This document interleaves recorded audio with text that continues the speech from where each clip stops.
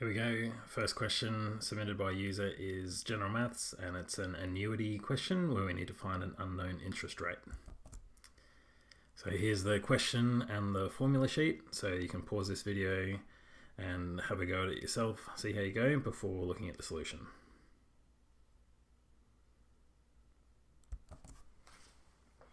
So in terms of looking at the formula sheet, this sounds like a reducing balance loan.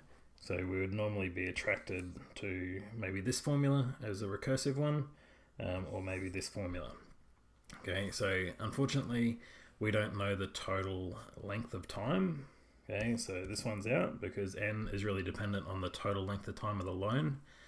And it's happening after 3 years of payments, and it's happening fortnightly. So if we were to do it using recurrence relations, there'd be 78 recurrence relations we'd have to do. So this one's out as well. So to solve this problem, we're actually going to use compound interest formula and also this growing or savings annuity formula. So really, in these sorts of problems where you want to stop some part way through the loan, you need to think of it as two separate things happening.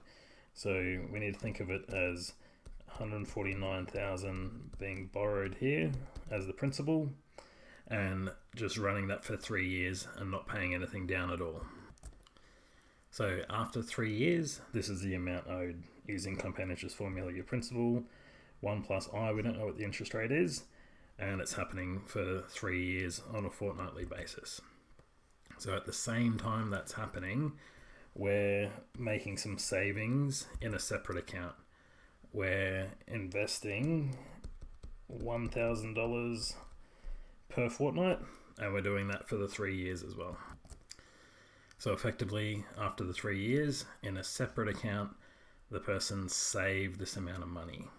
Okay, so we can calculate the difference between them, the amount they owe and the amount they've saved, and that'll be the balance of this person's loan. So there's an expression for the balance of his loan in terms of I, and we know this is equal to $84,987.19. Okay, so now's the tech part where we need to use scientific calculator to guess and check values of I until we get to our target balance of 84,987. So this is the TI-30XB, effectively an emulator, so the green calculator. You can use table mode, so if you navigate to where it says table, press table, you're going to type in just the right hand side of that equation we set up, and wherever you see I, you're going to press X instead. There's a button down the bottom, X, Z, Y, T, ABC. So it's a pretty big and nasty equation, and you actually get pretty much to the limit of the size of a formula that you can put there. So right at the end, I had to divide by X and multiply by 26 instead of dividing by that fraction. But it's all good. Press enter on it. The important thing is I actually select ask X, which means that I can just guess values in here. I had a little bit of a play before recording this, but we might guess values of 0.03, so 3% as the interest rate, and it'll give me 81,000. That's no good. I might try 7%. Okay, 97,000, that's too big. So I'd probably end up refining my guessing and checking to that 395. I think that was the target, the solution. So 84,987, all good. So there's my annual interest rate of 3.95%. So if you don't have the TI 30XB, maybe got some dodgy Casio FX82 or something like that, we can still solve the problem using the second option, like a calc mode. So we'll just start by entering a guess into our calculator. So again, say maybe guessing 5%. And then from here, I'm going to type in that whole equation, but wherever I have an I, I'm going to put the answer instead. And by answer, it's that ANS above the negative key next to the enter. You've got to press the second key to access it. So it will look a little bit ridiculous, but you can use the fraction key.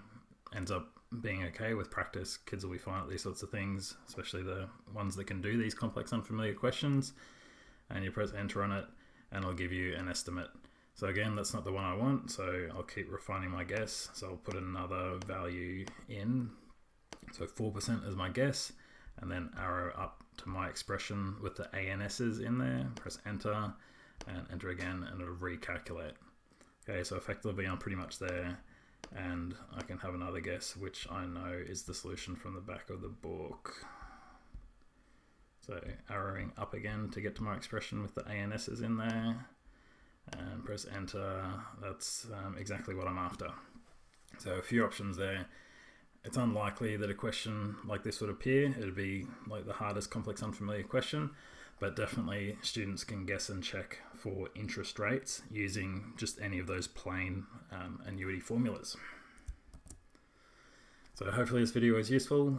If you have any other questions, you can just add them anonymously on the Facebook group, and I'll sort of make a similar video within a reasonable amount of time. All right.